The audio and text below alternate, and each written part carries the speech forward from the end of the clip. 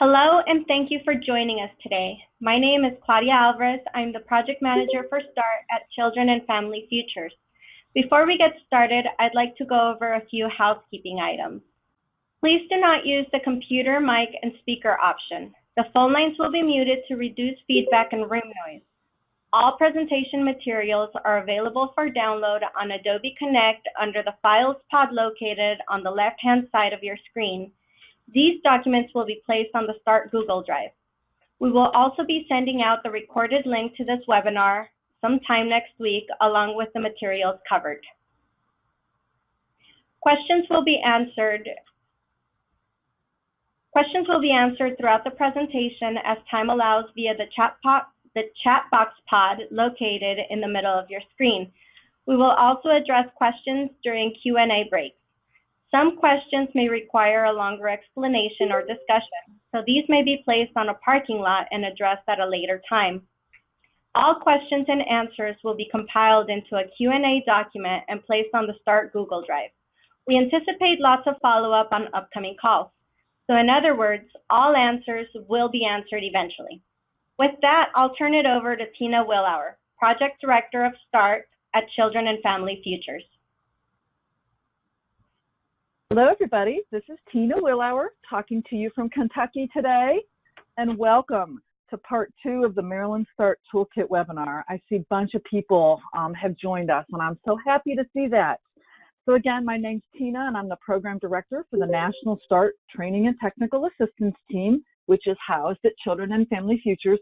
And on the screen are the names of all of our other team members.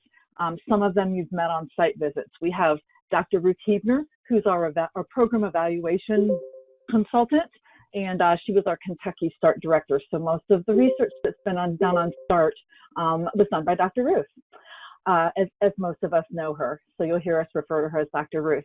We also have Jennifer Foley on the line. She's a senior program associate at CFS and also a change liaison. Lynn Posey is also a senior program associate and a change liaison for several of the counties. And we have Christina Killen, program associate, and also change liaison, or as we may refer to them, CL. We also have Claudia Alvarez-Balber as our project manager, and Angelica Carlos, who's our administrative assistant. And I just want to give a shout out to our team and thank you for pulling all this great material together today for us. All right. You've seen this slide before, so I won't spend a lot of time on it, but this is basically kind of a snapshot of much of the work that we do at Children and Family Futures. And I always just like to bring it up because it brings to you more resources, because we have all these access to all these things at our fingertips. I think our largest piece of work is in the middle, and that's the National Center on Substance Abuse and Child Welfare. So Children and Family Futures is the agency that manages the National Center. You can also see that there are lots of different program areas under the National Center, and probably a lot of you may recognize at the very bottom under the green column, Substance Exposed Infants, IDTA, which stands for In-Depth Technical Assistance. And Maryland is involved in that right now. Jill Grisham is leading that effort, working on CAPTA implementation and plans of safe care. So we've done some partnering with them, and we'll continue to do that to try and align efforts. The other exciting thing is I believe our Family Drug Court team may be working in Maryland a little bit, because I know that there's a push to get more family treatment courts in Maryland. So from our end, what we really are committed to is making sure that we're aligning our technical assistance efforts and trying to streamline things, because it's the same group of families we're all talking about, whether it's court or behavioral health or child welfare. So just to know that on our end, we're really working to do that as well, and hoping that you'll do the same. And of course, you can see START on the right-hand side. That's our newest program area at Children and Family Futures. We are growing and scaling up, hopefully nationally. Got some new states on board, Maryland being one of them. So we are super excited to move forward with you in this endeavor. So today, here are the objectives. Really what we're going to focus on today are the Maryland START minimum work guidelines. And those really guide the activities for START teams. So nuts and bolts, if you will. And this won't be the only time we talk about it. We will be talking about this again when we come in May. We have a whole training on it. But this is a super important part of implementing START. And we really want folks to begin to consider, how do you operationalize these minimum work guidelines locally? So that's going to be really important, and that's our focus for today. I also just want to give a shout out to everybody in Maryland who's actually helped develop these guidelines. So the idea behind them is really that they exist in the START model, but we can't just plop them down in Maryland without having feedback on how do they fit into your system of care? What language do we use? So we've been working on this for quite a while, and the START local advisory group has had lots of input. You guys have been great with giving verbal feedback. We've gotten on a call with a few of you, as well as written feedback. So there's just been a lot of hands that have touched this. So hopefully it will cover everybody's needs. And I just want to give another little kind of piece of information here. There's a lot of words on a lot of these slides because we literally did screenshots of the document so that you can kind of follow along. But also note that the full document is in your bottom left-hand corner for download, and it is the final version, and it will be on Google Docs. The other thing, just to know, if we have time, there's a scenario at the end that we can talk through to figure out how these work in real time. And that is if we have time, because we want to make sure that we are giving you time to answer questions. So today it's all about the minimum work guidelines. All right, so recall, most of you or many of you joined us for part 1 of this webinar, and that's when we really began to discuss the toolkit. I think we met on February 11th and February 13th, and that was all about unveiling the toolkit. And kind of just want to refresh your memories on this. One of the first things that a state needs to do when they decide to implement START is really put together their toolkit. So what we're talking about is developing eligibility criteria. Who are we going to serve? You all have done that, and we talked about that on the last call. But really also looking at, what's your timeline for service delivery? What's your case flow going to look like? And then, of course, developing standards of practice. And we really refer to all those things collectively as the START toolkit. And as I said just a minute ago, these things exist for the START model. We have very minimum standards that we feel like are the minimum folks should use when implementing START. But really the key is to adapt the toolkit items to meet your system's needs. Now, certainly we aren't going lower than the minimum standards, but we want to make sure that it fits within your policy, COMAR in Maryland, for example. And sometimes the language needs to be adjusted. So that's really what we've been working on pretty much since the last quarter of last year, is getting all these toolkit items vetted and approved and making sure that they're in alignment with practice. So again, thank you to the local START advisory group for having such input on these items. And I'm just going to remind you what they are. The START timeline, you all remember that colorful document that really outlines the first month or so of a case. It's how we initiate a case in START. And you may recall that, it includes early identification of START eligible families, talks about quick access into treatment, and just really accelerated service delivery timeline. So that was talked about in February. Along with that was the timeline narrative. And recall that that document basically describes the timeline in a narrative version with more detail, and it goes hand in hand with the actual diagram of the timeline. Next is the referral decision guidance document. That's the document that really breaks down the screening process and the levels of screening to basically decide what cases should come to START. And we covered that in the first webinar as well. Then your implementation plans, and everybody turned them in. Thank you so much. I know that Keisha at SSA is reviewing them, and I know that this is going to be an ongoing discussion. Your implementation plan is your local roadmap with suggested activities to get ready to serve families as you move along in building your START program in your county. And that's going to be a living document that we talk about on regular TA calls. And there'll be another iteration once we get through this first stage of implementation. There'll be another iteration of what's next as you begin and continue to build START, because we know implementation takes a long time. So next, and finally, is the minimum work guidelines, and that's really the standard of practice in START. And so this is your START toolkit. And again, I think there are other little items that we'll probably add to the START toolkit, but this is really kind of the foundation. Once you get all these things in place, we have to dive in then and begin to talk about what they mean, how you operationalize them in your community, and how we begin to start with fidelity, because a lot of this helps us define what fidelity is to start. All right. So let's jump into the minimum work guidelines. So a little bit of history on it, first of all. Since you probably have gathered, as we've talked about as many times as we've been on site, that typically START practices should be at least equal to, or if not more intensive. And typically they're more intensive than traditional child welfare practice. Since this is a practice improvement or a systems improvement model, oftentimes folks do have to make changes. Now, there are jurisdictions at times that say, well, gosh, we're doing more than that already. And in fact, you in Maryland, there were a few things in these minimum work guidelines where you said, well, we actually do this more than once a month. And so you're going to find that some of these are aligned really nicely. And then others you might think, oh, goodness, how are we going to do that? And so, again, that's the process of implementation, talking those things through and figuring out how it fits in your county. We really found the need to develop this standalone document that outlines the START, mostly child welfare practices, but it's important for everybody in START to know behavioral health and child welfare. And the reason we needed a standalone guideline is because typically when you enter a state, your standards of practice, or COMAR, for example, they're not gonna change it just to throw in there those START practices.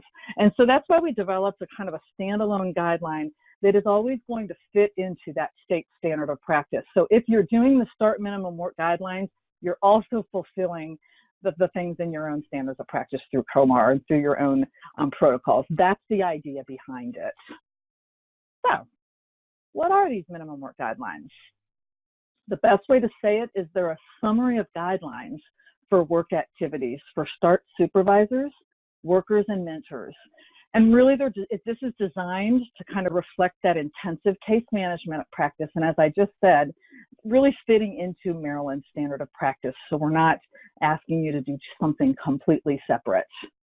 These guidelines actually outline the different roles and responsibilities, mostly of the child welfare staff, but this is also helpful for our behavioral health folks to know and understand what can be expected from START workers and mentors. All right. So again, these are designed to help keep children safe while engaging the family into services in a timely manner. And remember, we always talk about in START, there's a real sense of urgency, striking while the iron's hot during a family crisis, working to engage the family and to garner their buy-in. And so again, these standards are based on an intensive way of working with families. So it's important to keep that in mind. And again, each site's going to need to kind of think about these fitting into their minimum standard of practice. All right. And then finally, you're going to see as we walk through each element of the minimum work guidelines today that there really is space for supervisory discretion and team input to meet the individual needs of families. You know, cookie cutter families are not just fitting into nice little cookie cutters. We have to kind of adapt and adjust to their needs. So I'll point those out as we go along, but you may say this is a minimum standard. You have to do this much. But you as a team may say, oh, I think we need to go through that family more often for a longer period of time. And so these are just guidelines. And again, they represent the minimum that we can and should be doing. Certainly, there are going to be sites that want to go way above and beyond what's in writing here. And some of you already do that in your practice. And that's totally fine. And that's why they're called minimum work guidelines.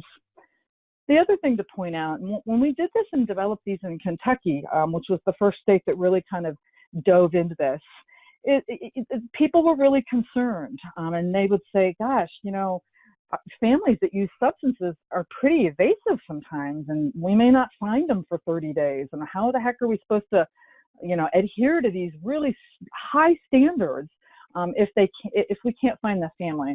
And what we say to folks is these are attempts. We know in child welfare that folks aren't waiting for us to show up, and sometimes they're going to be evasive. They may not want to work with us. And we also know that families often disengage for periods of time during the child welfare case. What we say to that is that it's important to make the attempt. It's important for START staff to continuously try to engage parents and to meet those minimum work standards. So, for example, if you're supposed to be going out there weekly for the first 90 days and if a family's not been around and you hit and miss once a month, what we usually do is continue to try, knock on the door. Are you ready yet? If you're not, we're here. Let us know. So kind of staying with them and not just waiting for the family to call us, which might never happen. So that's the minimum work guidelines. I think I'm just going to, let's see, I think I'm going to go on to the next one before I stop for any questions. All right. So a couple of caveats. Now we're going to get into lots of words on slides, which I hate. And I hate when people read to me, but guess what I'm doing? I'm going to read to you a little bit. I'd like for you to follow along. The way that the document reads is you have the activity on the left, and then you have the time frame and some other bullet points of direction on the right-hand side. And if you look at the document, I'm really jumping down to page 2 because if you look at the document, the first page and a half really kind of outlines some definitions for you. We define the shared decision-making meetings, family mentor, the START child welfare worker, the START child welfare supervisor, and the START health department LAA supervisor, just giving a little synopsis of what their role is, just so it's all on the paper and something that you can begin to kind of get familiar with or refer to if need be. And we also have the START eligibility case criteria in here for Maryland, so it'll be helpful if it's just all in one place. So I just want to make sure that you're aware of that. Where we're going to begin today is really just walking through what is a shared decision-making meeting and why is this the first thing up.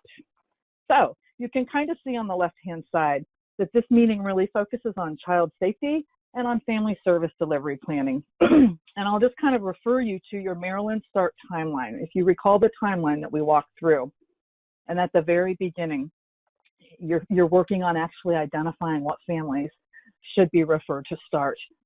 So this meeting starts in the green box, and it should be happening within 4 days of the referral and acceptance into the START program.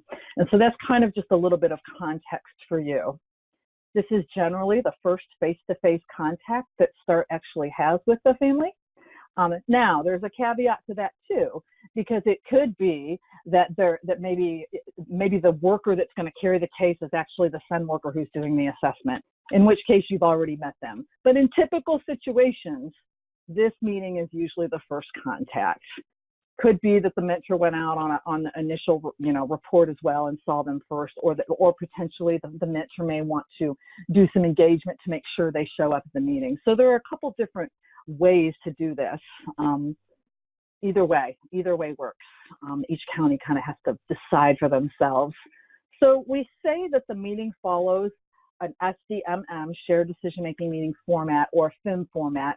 But what I'll say to you is I know that different states do things differently, and in Maryland, there may be differences in counties. I know there are a couple counties that actually do the team decision-making format, so TDM. I know that you have a format in your policy for FIMs.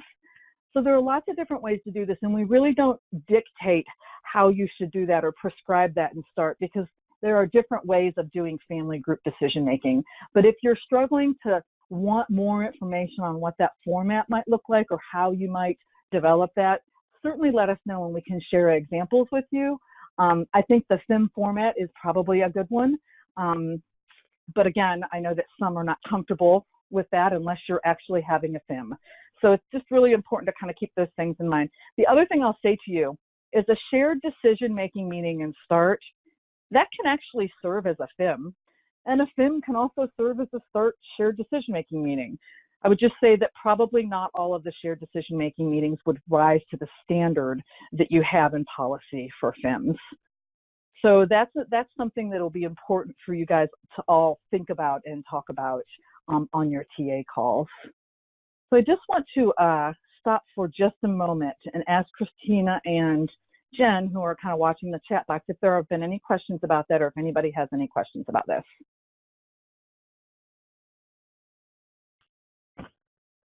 So Tina, this is Christina, and I do not see any questions in the chat box, but I know that on some of our TA calls that the CLs are having with the counties, there have been some questions about who should facilitate the shared decision-making meeting if that has to be a trained and formal facilitator? Great question. So no, it doesn't have to be. You know, I think these meetings are always better when they can be facilitated, but we've worked in jurisdictions where there aren't facilitators. I'll tell you, in Cleveland, we had trained facilitators where we began this model. In Kentucky, maybe 2 of our counties had trained independent facilitators. If they don't have a facilitator, it could be that a supervisor, a child welfare supervisor, facilitates it. And in some jurisdictions, it's even the child welfare worker. So I think that'll have to be individualized based on what you typically do in your county. So I would say talk to CLs about that if you have questions. That was a great question. Thanks, Christina. And then, Tina, could you elaborate on who else may be present at the shared decision-making meeting outside of the START team? Yeah, that's a great question, and I probably should have said that at the beginning. So yes, so a shared decision-making meeting, as many people as possible to help make a good decision since we're all putting our heads together. But again, the family definitely should be there. The parents, any of their supports, whether that be relatives, neighbors, friends, sponsors, pastor, whoever wants to come can come. But this meeting is initially called by the person who is actually has the case. So that is the assessment worker or the CPS investigative worker. They're actually calling the meeting and they're inviting START. And so it would be the START worker and the START mentor. And oftentimes the START supervisors like to go to these meetings too to make sure they have a good handle on the situation. So really it's kind of a shared meeting. That assessment worker, investigative worker is going to kind of kick it off and run it and make sure it's set up. START comes, the family comes, and anybody else who can come.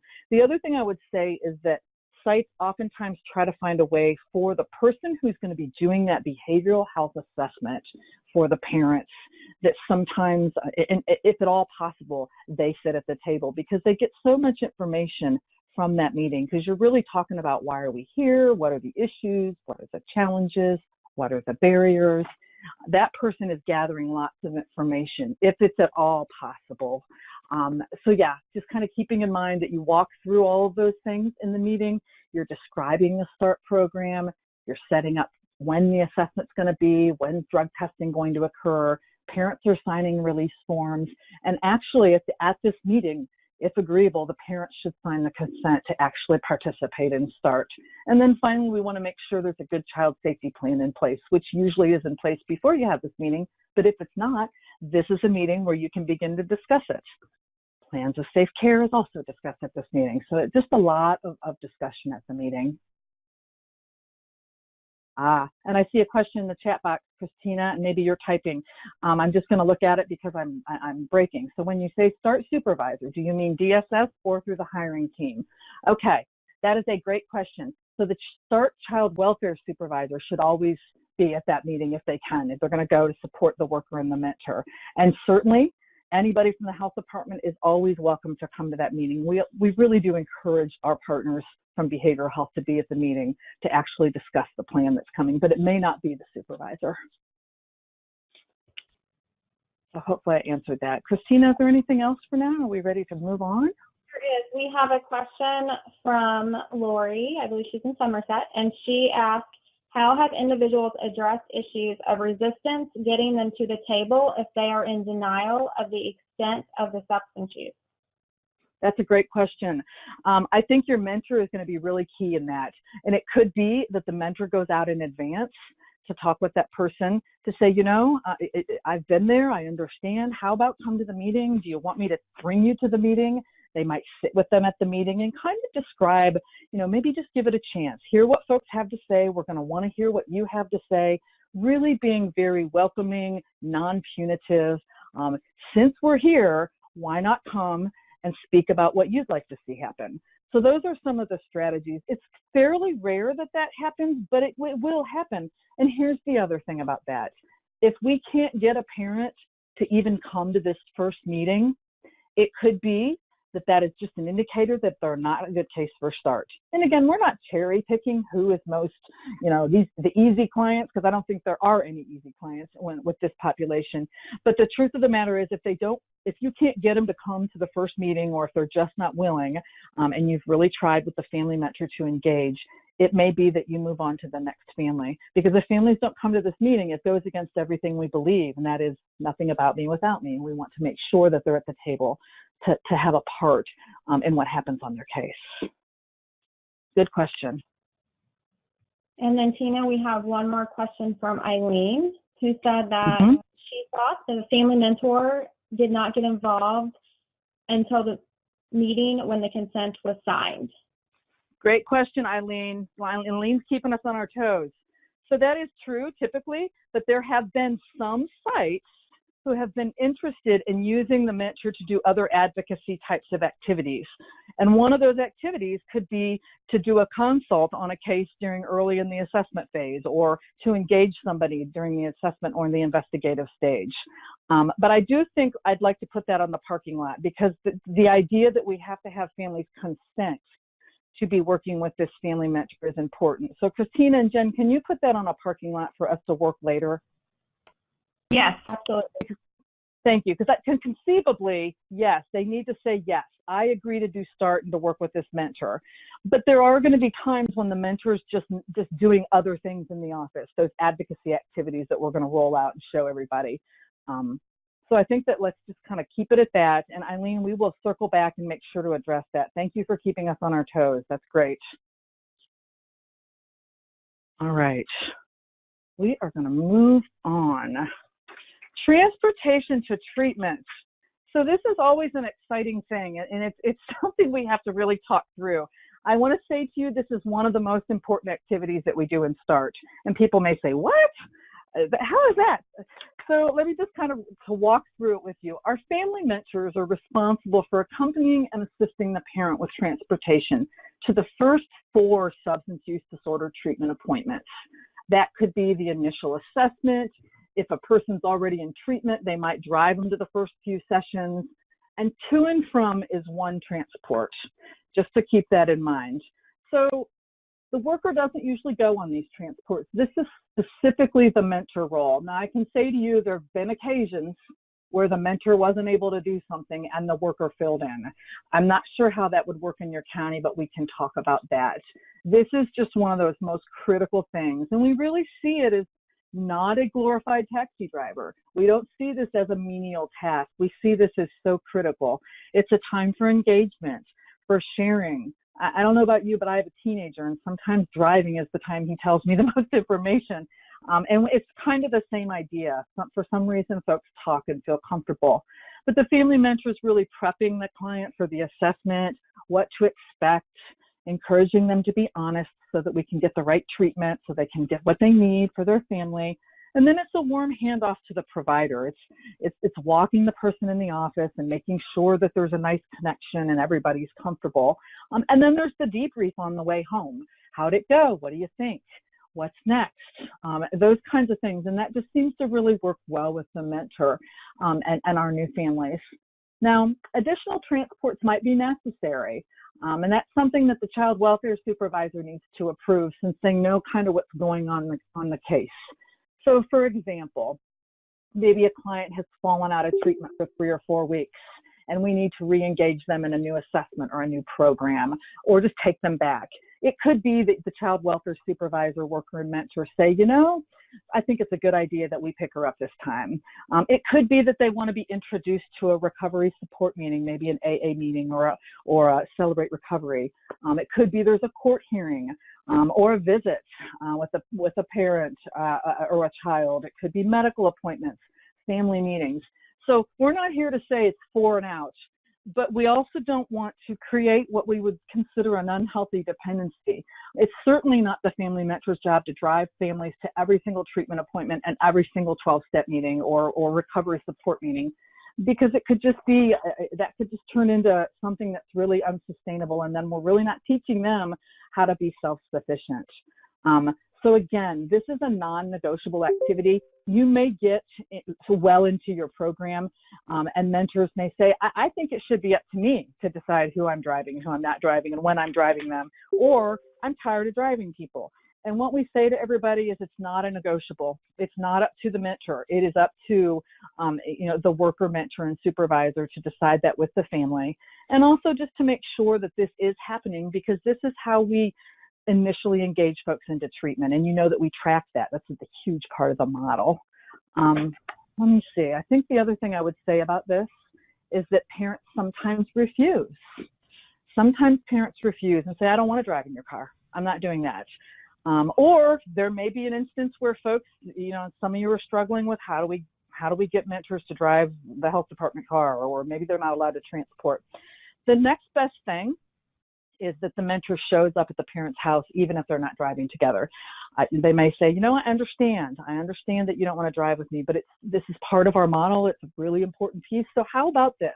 How about if I show up at your house 15 minutes early and we can chit chat a little and I can answer any questions for you, and then I'll follow you to the treatment center, and then we can get out together and walk in together, and I'll introduce you to the person since I know them. So that's kind of a way of just making sure that they understand how important this is and that we really are going to be with them. So I'll break really quick. Christina and Jen, anything that you haven't covered? Yes, there's been a couple questions. Tracy asked one that Eileen answered specific to Anne Arundel, but Abigail has asked, what happens when these meetings are scheduled for the evening? So I think that's a great question, and they oftentimes are, because gosh, families don't just need things from 9 to 5 when we work. So I don't know what your policies are, but other jurisdictions have allowed for mentors to do this after hours. Sometimes, and I don't know if you have a flex time policy, but sometimes a mentor might say, gosh, I have to take Sally to an appointment that doesn't start until 6:30 tonight. And so maybe Sally comes in late and figures out that out with both of her supervisors, and maybe is able to do that later at night. So I don't know what that looks like in Maryland, but that's typically what we've done, is try to be real flexible with scheduling to meet families' needs. And anything else? It looks like Tracy's typing right now. I'm not sure. I think the other questions that we've heard on calls you've really covered or were already asked in the chat box. It looks like Tracy's not typing another question, so I think we could probably move on. Well, let's do a poll here. And we're going to pop the polling question up here. This is just about transports. How are family mentors in your county going to transport clients? Are they going to use a health department vehicle? And go ahead and weigh in whenever you know your answer. Is it a DSS vehicle? Is it a personal vehicle? Or are you still working on the issue?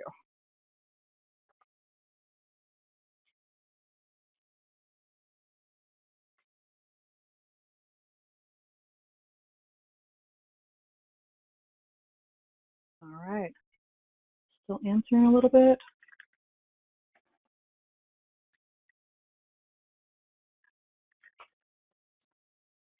Claudia, does that mean you broadcast the results already?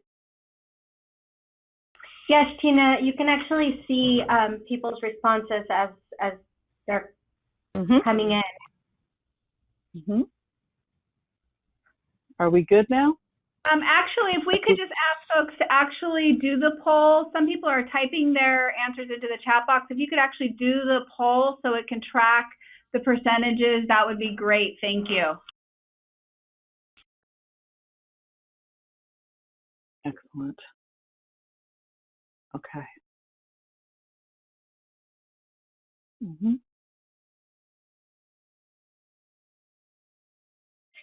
All right. Do you want me to end the poll, Tina? Yeah, I think it looks like we're done. I'm not seeing much movement now. Thank you. All right, you guys can see. So it looks like the majority are looking at potentially the DSS vehicles. We've got somebody, or is that two people, that's going to be the health department vehicle. But, oops, I missed that. We missed I guess they went away. It looks like there are a bunch of you who are still trying to figure this out, and we know that it's an issue. So this is something that we'll continue to, thank you. Looks like about 29% or 10 of you are still working on this issue. So let's keep talking about that. What I do know is this is not something that, as I say, probably will be able to do much about. This is really a local decision between your health department and your local DSS. But let's keep talking about it, and we will problem solve those issues as we come to them. So thank you, everybody. All right. Let's move on. All right, let's talk about context standards for in-home cases, which I believe most will be in Maryland. We really break this out into the family mentor and the START worker because it looks a little bit different. So this is part one. I'm just going to walk through it. family mentors really do a minimum of once a week face-to-face contact with the parents, and that goes on for 90 days. 2 of those weekly contacts per month occur in the home with the parents, so it's real important that we're seeing them in their home environment. And that first home visit begins within 1 week of the initial shared decision-making meeting. That's going to be important that the START worker and family mentor go together to the first visit. Sometimes I know that workers will actually do a visit, kind of a pre-discharge home visit before an infant with prenatal substance exposure comes home. And it could be that the family mentor goes on that too. For family mentors, a minimum of 1 contact per month. The child does need to be present. That is an important piece. And again, that doesn't count for worker contacts, but we just think it's important that they are also involved and know that the children are in the home, so at least once a month. So the family mentor and the START worker usually visit the family separate, except for that first visit, except for during crises, and then when a team deems it most appropriate to make those joint visits. Sometimes dyads will do a joint visit once a month. We don't recommend they travel together for every single visit because it kind of defeats the purpose of having 2 folks on a team or on a dyad who have kind of different perspectives and different roles.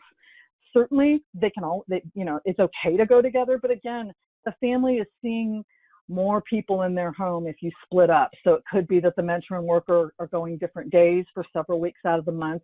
A lot of our dyads decide there's going to be 1 time a month where they do go together. But that's really up to your discretion and what's needed. If you're having problems with a family trying to split the worker and the mentor, maybe they go together for a while. But that's where you have some discretion. You have your minimum standards here, and otherwise you have that discretion. Also, after 90 days, a minimum of twice per month, bi-weekly, face-to-face contact with parents. What we mean by that is every other week. That you can bump it down if a family is doing well. But again, here's where the discretion comes in. You all may not feel comfortable after 90 days, but a family's not stable enough, and you can make that decision that we're going to keep going more often. So just kind of to keep that in mind, really important to have that local discretion, if you will. Here are your contact standards for in-home cases for START workers. Weekly face-to-face with the parent for 60 days, and 2 of those weekly contacts per month should occur in the home with the parent and the children present. So you can kind of see a little difference in what the mentor does, because we know there are real strict, contact standards for workers, and those cannot be done by the mentor. The worker has to do their own contacts. So they really don't cross over in that sense. And again, same, the first home visit is within 1 week of that shared decision-making meeting. And again, for some cases, we know that a visit to the home prior to the baby being discharged is not only recommended, but really good practice. After 60 days, a minimum of twice per month, every other week, face-to-face contact with the parents. And both of those contacts during the month would be with the parent and the child. And again, you may not feel comfortable bumping it down to that. And so that's really a place that you can have some discretion. All right. So let's talk about this a little bit, and I hope that I'm not going to go over time, but this is something we've been talking about in Maryland for quite a while. We know in Maryland that your system is set up where in-home services are usually separated from out-of-home services. These are different units in many of your counties, maybe all of your counties. And so we really had to think about this and how does this work? We know a lot of the counties, in fact, most counties we have heard are planning to keep families in START, are not planning to keep families in START if a child goes in out-of-home care. And that's something we've talked a lot about. I think there are a handful of you who are considering how to not move that family. But we really had to think about this. We've talked with you all locally. We've talked with SSA. What we decided is that we were going to keep these standards in the minimum work guidelines since it really is part of the START model. But we also know that you all are still considering how and if this would work for you. We really felt it was important to have it in there for those of you who do decide to move forward with keeping, the families in START once they get in START, not moving them to another team. So just kind of keeping that in mind. So if in fact you have a child who ends up in a foster or a relative placement, here are the contact standards, and you can kind of see weekly face-to-face contact with the parents for the mentor for 90 days again, and 2 of those will occur in the home with the parent. Again, after 90 days, a minimum of twice a month. So you'll recognize that, bumping that down to every other week with the parent, if that's what it seems most appropriate. Family mentors also visit the children in foster care or relative placement with the START worker. Again, that's not a requirement, but at least we ask them to go quarterly. Monthly is preferred when possible.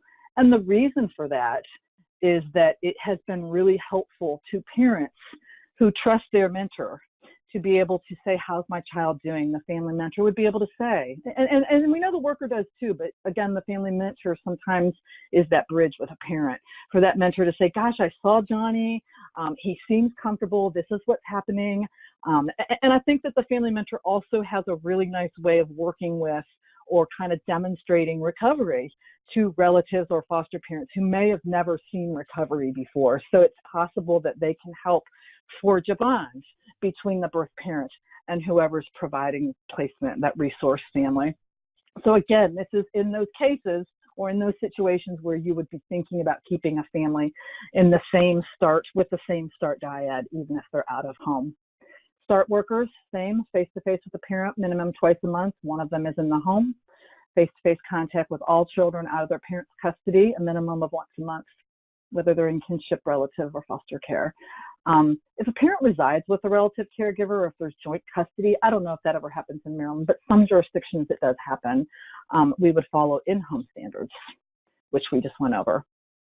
So I just wanted to kind of throw that out there for folks. I know it's fairly controversial and concerning to figure out how that might work in Maryland, but we just wanted to make sure and have it in there so that you could think about it.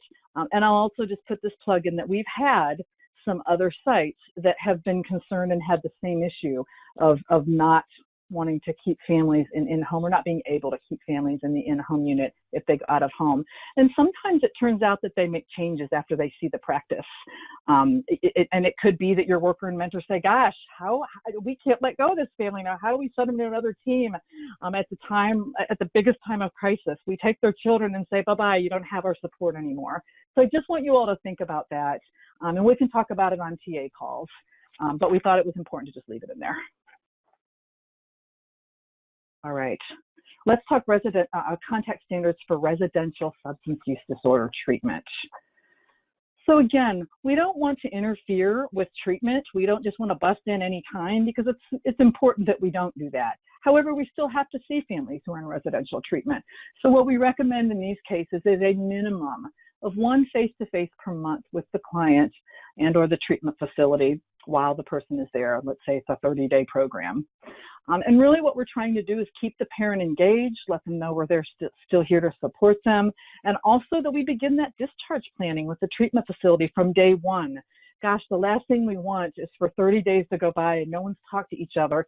The parent walks out of treatment and there's no plan for them, or there's no safe place, and no one's helped them figure out what the next step is. We know that can also lead to relapse. So it's really important. What we also say, since we aren't able to go weekly, if you are, great, but if you're not, a weekly phone contact with the client and or the treatment provider would be really important. The other thing is parent-child visitation should be happening if this is not a residential facility that allows children. How does the parent get to see their child? How do they get to spend time together? So we would have to coordinate that with the facility, and if possible, it should be at least a minimum of weekly. And then again, for those facilities where their parent and child goes together, we call them family residential facilities, that face-to-face with the parent and child need to occur twice monthly or every other week. So let me break for just a second. Questions? We had a question a few slides back that we've been trying to answer via chat box, but it's not letting us. So perhaps you might want to jump onto this one. It's from Eileen. I thought the START worker did not attend the treatment appointments. Can they just transport and have the family mentor meet at treatment facility? And that was a while back. I think it was around the transportation. Okay, I'm not sure I'm completely clear. Family mentor definitely does the transport. Yeah. And when it comes, I'm trying to see the question. I thought the START worker did not attend the treatment appointment. I'm trying to think, what treatment appointment? When it came up when we were talking about the being transported to the first 4 treatment sessions, and so I think maybe there was some confusion around that, but I mean, the family mentor does do the transporting. Yep. So the family mentor does the transporting, and the worker doesn't usually do that transport or go with them. So I don't know if I'm answering your question, Eileen. And we sure. Yeah. It sounds like maybe they're trying to come up with a creative solution, because maybe the workers are allowed to transport, but the family mentor is being employed through the health department. Their county policy doesn't allow them to transport. So I think they're trying to figure out the way the worker could help so they could actually get transports to happen. You know what? I think that's a good way to think about it, Lynn, and maybe on a TA call we could talk about it, because there have been times where the worker and mentor have transported together. It's just very much it's not the norm, but I don't think it's a terrible thing. And if that makes sense in Anne Arundel County, then I think that we could figure that out. So I mean, put that on the parking lot so we can talk about it. Yeah, we'll definitely get that in the parking lot for her. And a couple of things that have come up on different TA calls hasn't been put in the chat box, but what about questions come up before about is a parent eligible for START if they need residential treatment? We had counties concerned that that might be something that would not allow them to be referred to START. Oh, absolutely. Absolutely. If somebody's in residential treatment when you get the case, absolutely, that's absolutely a good case for START. And some folks have said, well, why would you even work with a family if they're already in residential? And our answer to that is how often it happens that somebody does residential and walks right out and uses. And so the idea behind that is, we can help keep them at residential. Our family mentors are great at encouraging folks to stay. Sometimes treatment providers call and say, Jane's looking to leave. Can you come over and have a discussion? And our mentors are real good at helping them figure out how to stay in treatment and be retained there. But the other thing is, then the next step is, how do they step down and out of treatment? What's the plan? Do you have a safe place to go? Are you rejoining with your children? And what does that look like? And what's your next step in treatment? Oftentimes, folks will go from residential and step down to something a little less intensive. So intensive outpatient. Sometimes they go to sober living or different kinds of facilities. So those are all the things that START would be helping to facilitate. Because remember, what we want is for a parent to put enough time together, enough sobriety time together, so that when you do close the case, they're not coming back. So that's a real good case for START. And we would just work around the minimum work guidelines. Heck, if a person is already in residential treatment, you've already achieved most of the things on your timeline really quick. I hope that answers the question, Jen. Yeah, I think that's great. Thank you. I had a couple more that I thought of, but I think in looking at time, we'll move on and let you keep going. All right. Thank you. Let's talk about minimum work guidelines, special considerations. And again, this is where lots of discretion comes into play for you guys just to be able to use, again, your own clinical judgment on what's best. So the contact standards that we talked about, those weekly face-to-face and 60 days, not 90 days, really they can change at any time you feel like you need them to change because it's not working. It may not be enough. But here are some of the times that really kind of, you have to bump it up. After a relapse, somebody tests positive. They've been doing well and you've bumped them down to every other week. They've had a relapse. They've tested positive. We always go back to weekly contact for a time just to make sure that they stay engaged in treatment. It's a critical time. Could be elevated child safety issues because the parents return to use. So it's really important to be thinking about returning to that weekly contact. It could even be that you need a safety plan if there's been any incident or anything. So that's an important time.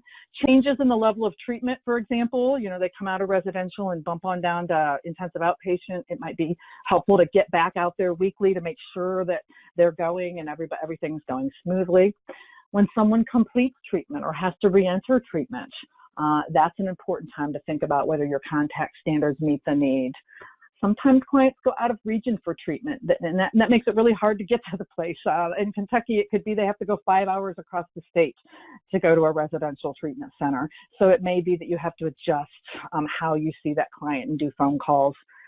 It could be during reunification, definitely during reunification if you're going to be working those sorts of cases when there's a trial home visit or when the children are beginning to come home.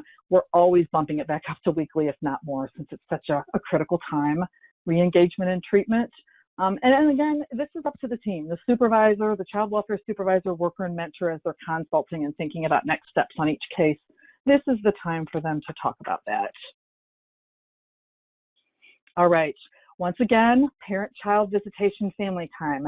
This is for those situations, if you decide to go this route, where children have to be removed from their birth family due to safety issues. If that's the case, we really recommend as much visitation as possible. So you're going to see on here a minimum of once per week, which is just not adequate, but we know there are jurisdictions who have a very hard time moving any further beyond that. We don't like that, definitely not, and I think that a lot of you have told us you would do that more often. The first visit occurs within 5 days of the child's removal from the birth family, and all changes in visitation have to be discussed with the supervisor and discussed as a team. So I'm not going to spend a lot of time on that because I really feel like this is something that, this will be a county by county situation. Jen, do we have questions on that, or do we want to keep moving? No, keep moving on. Okay. So we are up to shared decision-making meetings, and we talked about these already, but we were talking about the initial shared decision-making meeting. So that's an important thing to kind of keep in mind is you're always having that initial one. And if you think about your timeline, you're having one that kicks the case off, and then you have one about 30 days down the road. And that's when you really are thinking about, like, how are things going? You're aligning case plans and treatment plans. You're checking on progress. Are there any barriers? Do we need to readjust any of the plans, the level of care? It's just everybody getting back together to make sure that we've gotten off on the right foot, because the first month of a case can be pretty chaotic with all the activities and that timeline that everybody's going to be working on, adhering to. And again, it does take time to actually meet all those things on the timeline. We wanted to say that again. As far as shared decision-making meetings beyond those first two, a minimum of every 90 days just to support the service planning. But what you're probably going to find in START is that we meet all the time. We do shared decision-making meetings all the time, and sometimes they're real ad hoc. It may not have everybody at the table. It could be there's a crisis and the person's in treatment and they're addressing this with their counselor. It could be that the counselor calls the mentor and says, gosh, I'm sitting here with Sally and she's really struggling and she's disclosed some things. Can you come on over?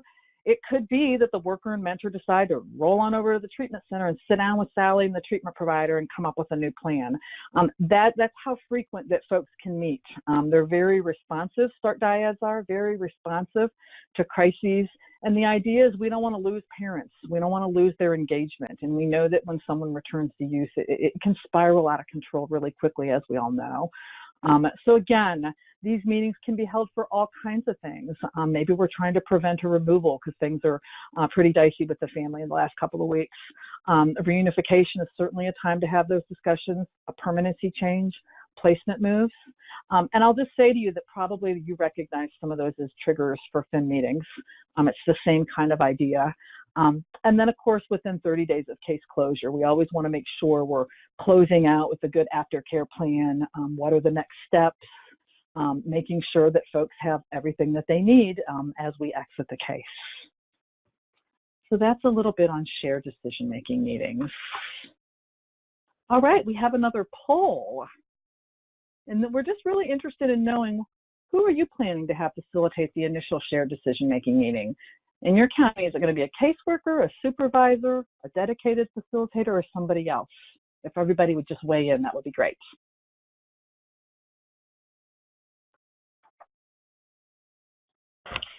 And just as a reminder, you just actually use your cursor and check the box on your screen, and it will record that for you.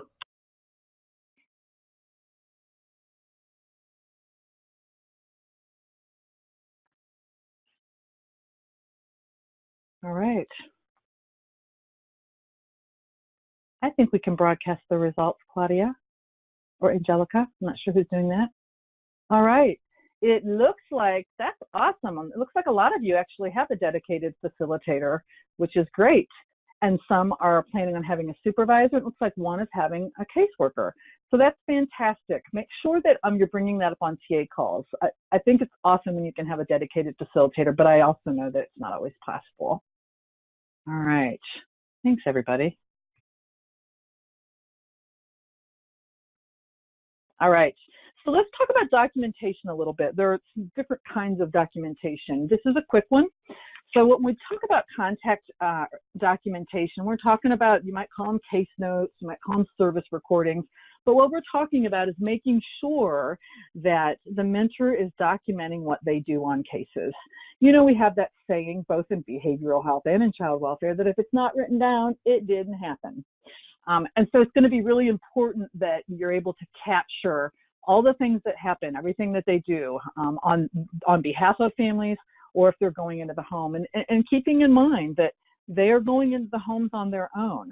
And so it's, you know, if it ever did come to a time where they had to go to court, and I will tell you that in other jurisdictions, sometimes mentors get called into court from the work that they've done, they would need to be able to refer to what they saw in that home. We teach our mentors to do case notes or contact documentation, just like workers. Some have more difficulty with that than others, so it's going to be important that that's a part of the training for family mentors. But just to say that it's important that we document everything that they're doing. Any questions on this? Nope, you answered the question I've heard before asked, just around the family mentor also making sure that they document. I do see somebody is now typing in the chat box, so it might take a minute for it to pop up. So if you want to pause for just a minute. Oh, there's a few people typing. So this one's generating some conversation, so that's exciting. Hold on just a moment. Wait and see. Let me say this while they're typing. Wait, has a decision been made about a format or template for contacts? No, Eileen, it hasn't. But I will say this, that I think that we can ask Keisha about that. But my feeling is it's probably going to follow what your workers do. And I don't know if every county in Maryland has the same format or not. So those are the questions I would ask. I know I got 2 examples from the advisory group, I think from Talbot, and maybe Eileen from you as well, about what that looks like. And so let's put that on the parking lot, everybody. Jen and Christina, if we could put that on the parking lot and we can clarify it. And actually, Keisha is typing in right now. I think she might just be clarifying that for you. There she is. She just answered. There you go. The contacts would be similar to how caseworkers document. Yeah, and I feel that's real important. And every other jurisdiction we have said the caseworker contacts, you know, mentor contacts should look the same. Yeah. Great. Okay. That looks like somebody else might be typing, but if you want to move, if we're running out of time, you wanted to move on, you could, and we can circle back. There it is. Is there a WebEx training plan to be available for mentors upon hiring? Okay, Catherine, I'm wondering if, I'll be for documenting. So this goes on the parking lot, because we are just now beginning to discuss what the actual training is going to look like for family mentors. A lot of it's going to be done locally, but there should be a core of trainings that are recommended and offered to all family mentors. And we're going to talk to, in fact, let's put that on the agenda for Keisha. So Catherine, we will get back to you on that. That's actually up and coming now. We'll be coming at the end of the month to talk about family mentor hiring and supervision, and hopefully we'll have more information. Okay. I see Sherry's typing. I'm going to go ahead and read this next slide, and you guys can let me know what Sherry says. Okay, so the next piece of the minimum work guidelines is start program evaluation data. So gosh, how are we documenting data collection? So Dr. Kearley and Dr. Huebner are going to be coming to all of your sites in April to talk more about this. But in general, family mentors are going to document their family services in the format that's provided by the Institute, so the University of Maryland. And I know that's a spreadsheet right now. So this is different than your case notes that would go into the child welfare system. This is start program evaluation data, and a lot of that's going to be collected on a spreadsheet, but I'm not going to say too much about it because Dr. Kearley and Dr. Huebner are going to tell you about that. But there is a data lead in each county that would be responsible for inputting data and making sure it all gets put in there regarding the families, adults, and children, and again, in the format provided by the Institute.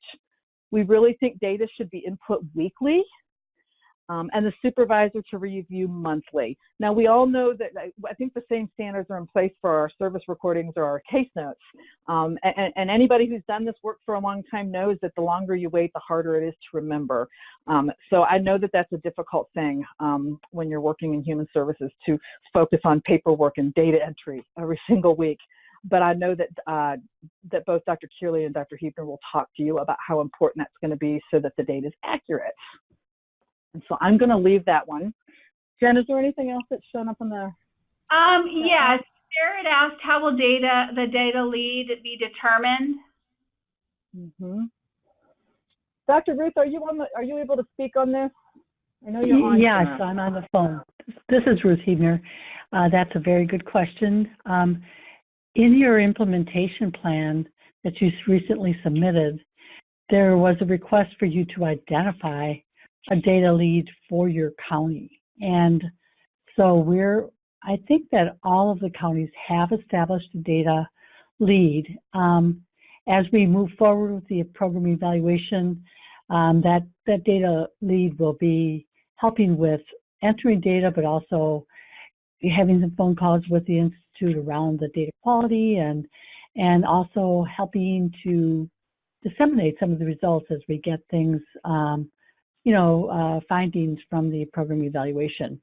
So that person, there could be some ability or some need to change that person out as the duties change over time. Thank you. Great. Thank you, Dr. Ruth. All right. Jen and Christina, anything else? Or are we ready to move on? No, nothing else in this section. All right. So documentation of participation in services. So we know that release of information forms are super important. We recommend they're updated to support services every time you all meet, just making sure that those are up to date every time you have a shared decision-making meeting. In START, we do weekly written updates. We ask our providers to send us, it's a one-page, here's what's going on in treatment. And basically the family mentors request those and gather those. Sometimes treatment providers say that's too much, I can't do that. In which case we continue to work on that and how important that is for the work in child welfare. But sometimes family mentors might pick up the phone and talk to the counselor each week and say, talk me through it. And the family mentor checks the check boxes and writes down anything that's relevant. We have a couple different examples of weekly written updates. And so it's, again, very simple, but it helps with a couple of things. It not only helps with us telling the story about the data and putting the data in the right place, right? It also helps with case notes. It helps with court reports. Our child welfare folks have become very attached to these weekly reports. And again, we're not talking about a big, long narrative. We try to make it as simple as possible, check boxes. I know that some of you actually have monthly reports that you get from providers, and perhaps that works. So again, something else to talk about on TA calls. Part of what we do in START is we try really hard to get those written updates. The other thing we've found, and again, I don't know how it works in Maryland, but sometimes jurisdictions we're able to kind of minimize folks getting called to court, behavioral health providers getting called to court if we have really good information in these updates. That's worked well in some communities and kind of been a benefit to getting those reports. So I don't know what it looks like in Maryland, but just wanted to put that out there. And then anything else that's not substance use disorder treatment related, it could be that we get a monthly report. Potentially there's a family that's in family counseling, or maybe somebody's getting individual counseling in a different location. And we just want to make sure that is happening regularly, that we can be on top of anything that might be needed, anything that might need to be addressed. Drug testing. This is always fun. Lots of different ways to do drug testing, and again, we don't prescribe how, but what we do recommend is that there's a minimum of a weekly random drug test. And if it's urinalysis, which usually it is, or I know people are moving to different standards and different kinds of testing mechanisms, but if they're urinalysis, we recommend that they're observed. And again, this is while the parent's in primary substance use disorder treatment. So residential treatment may test less frequently, but if they're in an outpatient setting, really those weekly random tests are super important. And what we mean by random is that, we don't test on every Tuesday because that's treatment day. Like there might be a different way to do that. Sometimes behavioral health is doing the testing. Sometimes child welfare is doing the testing. We don't ever recommend that a family mentor do testing. It becomes very complex and difficult with their role. So we don't recommend that.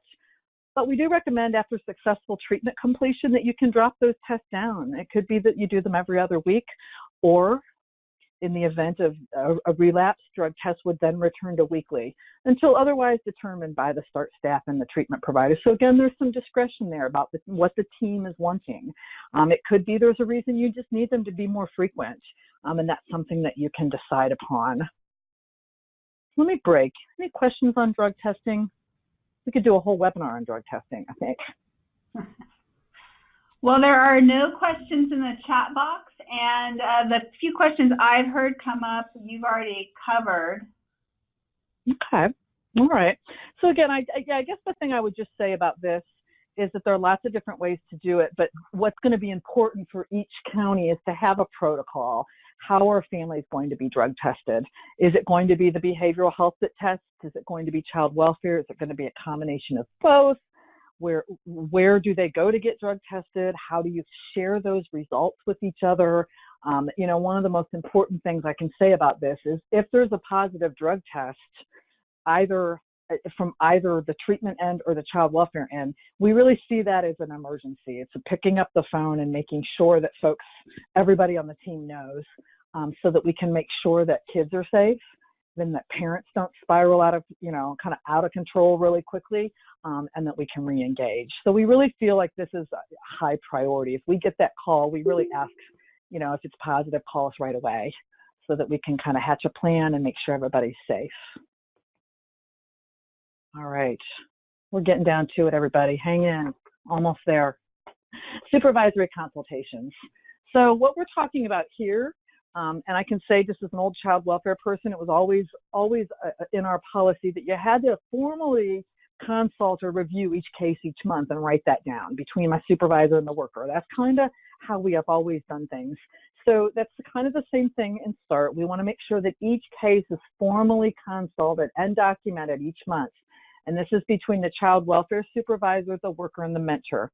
I try really hard to never have a case consult that leaves somebody out, because the dyad brings so much rich information that they've already probably talked about as a dyad, but to make sure the supervisor's in the mix and that they can come up with next steps. We would also say that this is also a great time for the health department supervisor to come on over and join this discussion. Not mandatory, but it might be a nice way to hear about what's going on in the cases and what they're working on. Because again, that family mentor is working in a child welfare capacity.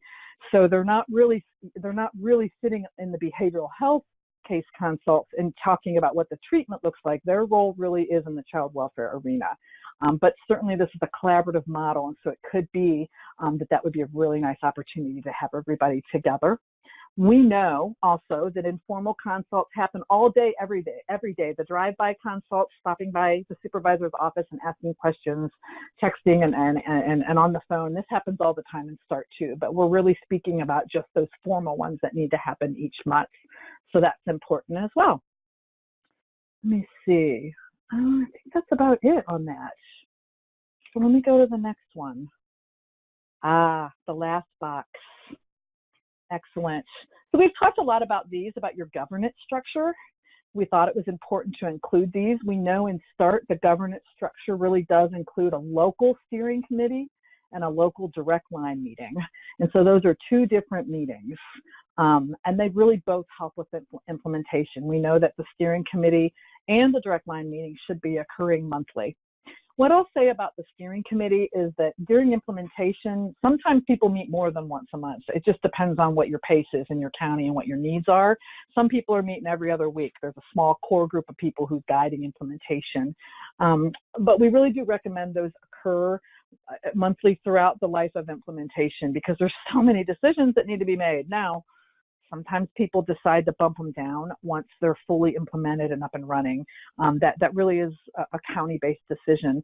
But steering committees are really comprised of leadership, so directors, managers, supervisors from LDSS, from the health department, and other partners. The courts always like to be a part of these discussions, and especially if you have multiple initiatives going on in your county. It's a really nice way to maybe have a group of people together who's helping align the initiatives. Could be that you have a meeting that already exists in your community, a task force or whatnot, that you could help morph into an advisory committee as long as you're going to have enough time to really focus on the meaty issues of implementation to start. Because that's really the role of this group at first, is to guide implementation and related initiatives, setting guidelines, monitoring progress, looking at data, busting down barriers, and helping to really change policy and move it forward. That leadership is so important. And then your direct line meetings, and these are just equally as important. These are standing meetings every month. So usually counties say every second Monday we're meeting from 9 to 11, and it's everybody must come. And so these become really important meetings once you start serving families, is usually when they're implemented. And they're really frontline staff and supervisors. It could be every now and then higher level management want to come in and see how that's going too, but it's not required. Supervisors usually run this meeting. It could be that the child welfare and the health department supervisor run it. It could be that a behavioral health provider in your community may want to help guide the meeting because it's a cross-systems meeting for frontline providers and their partners. It's a working meeting, and you guys are discussing service delivery, communication, data reviews for program improvement. You're clarifying roles.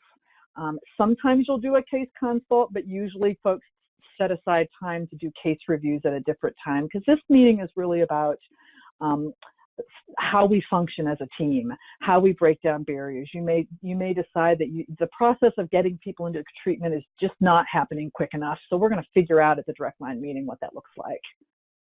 So that's a synopsis of the meetings and of the minimum work guidelines. So let's talk questions. We have a scenario, but I want to make sure that we have questions before we do a scenario, because we can always do the scenario at the training. So what questions? Is everybody feeling a little overwhelmed with all that information? That was a ton of information. I see Christina typing. Oh, just reminding everybody to put the questions in the chat box. Okay. Anybody else have questions? Jen or Christina, Lynn or Dr. Ruth, is there anything you can think of that might fill in gaps? Did I miss anything? I feel like I've just been talking. No? You did a nice job. All right, well, we're going to do the scenario then. I'm glad we left it in. All right, so basically what we're looking to do, everybody, I want everybody to read the scenario. And as you're reading through it, think about how you might respond to the situation using the START minimum work guidelines that we've reviewed. So if you read this, then we'll flip to the next slide and ask you to put in the chat box, what areas might you begin to think about on the minimum work guidelines? What apply and what would you do next? And you can type that answer in the chat box. So I'm going to give you just a minute to read the scenario.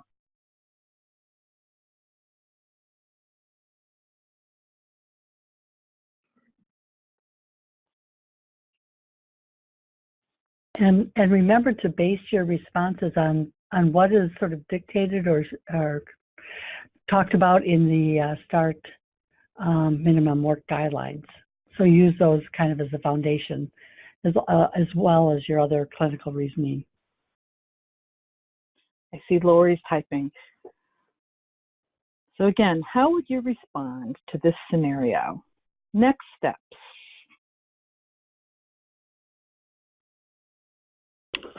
You have a few people responding in that chat box. It's great.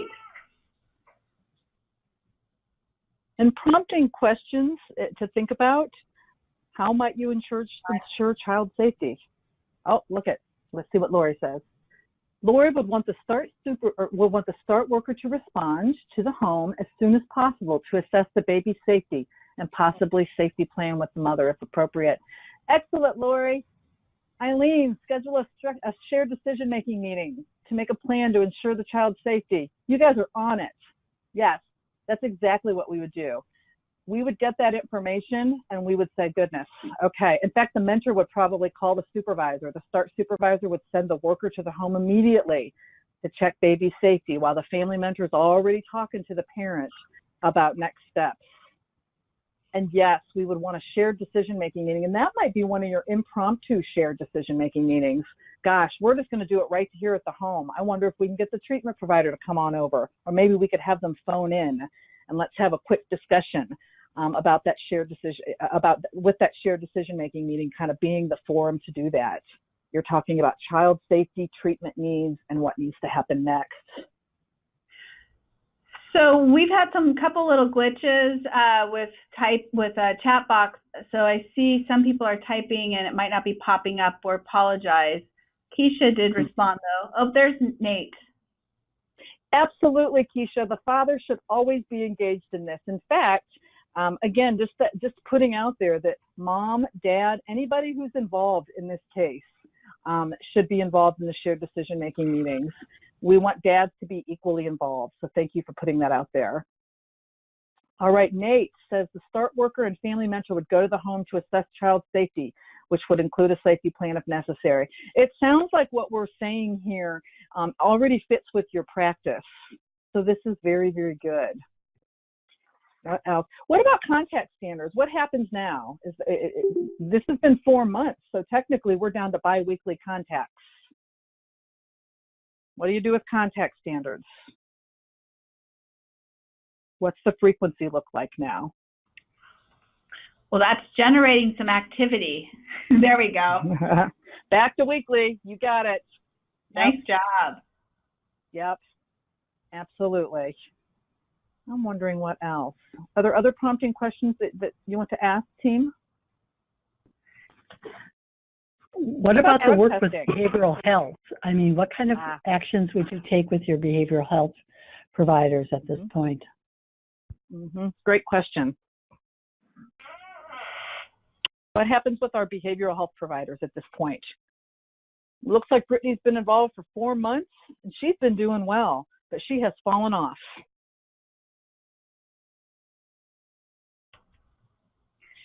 Thank you, Kathy. That was one of our other questions. Yes. I think that's a good idea to do a drug test as well, a follow-up drug test.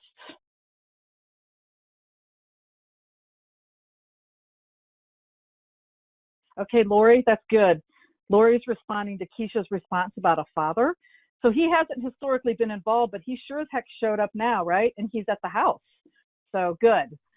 We're going to involve him as soon as he gets involved, as soon as we find him. Yes. I am frustrated with him because he seemed to trigger for her to use and do not feel that I can safely plan with him in the moment. And Lori, I think that's a great point. And I think that a lot of times we view it that way. Gosh, what happened here? You hook up with dad and all of a sudden you're using again. So it could be that you schedule dad for an assessment at, that shared decision-making meeting. Dad, we're going to get you to do an assessment over here. It could be that it's not a good idea for them to be together at this point in time. And it may be that you need a sober caregiver to come in the home and live with mom and the baby. I'm not sure what you do about dad or if dad should be in the home at that point. That's a local decision. But what we do know is we want to make sure to use this opportunity to get dad an assessment and to engage him in treatment services too. Great point, Lori. Yep. Susie says, receive a new updated evaluation for treatment and your analysis. Yes. And it seems like this would be a time too when, we would approve another transport. We'd probably want the family mentor to come back in the morning and pick the mom up for the assessment, right? So that she can get a new assessment and also get dad the assessment.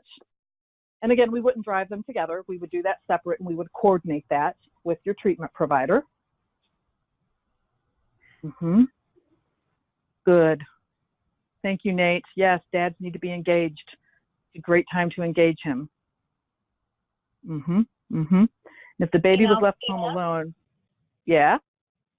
Something else that you may see happen is the family mentor encouraging the parent to attend a recovery support meeting, or maybe helping them get to one or locate one. It's very true. Sometimes it happens on the spot, right? Maybe Granny comes over and Granny's just going to stay in the home as part of the safety plan until everybody gets back and gets stabilized. It could be that the family mentor takes, with approval of the child welfare supervisor, takes parent back to a 12-step meeting that evening. That's definitely a possibility. And Jessica, if the baby was left home alone, it sounds like you'd be making a mandated CPS report that would need to be made.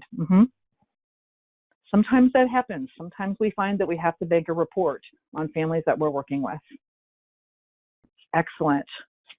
These are excellent responses.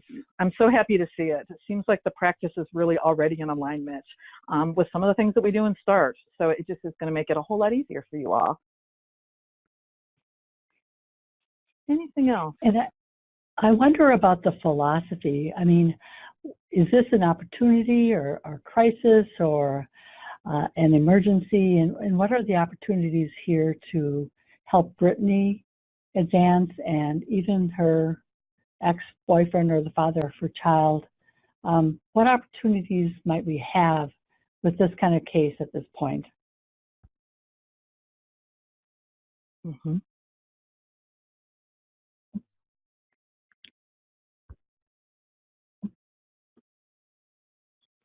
Dr. Ruth, are you referring to just the philosophy? In other words, when something like this happens, is it just a lost cause, or are we able to turn this around? Is that kind of what you're thinking?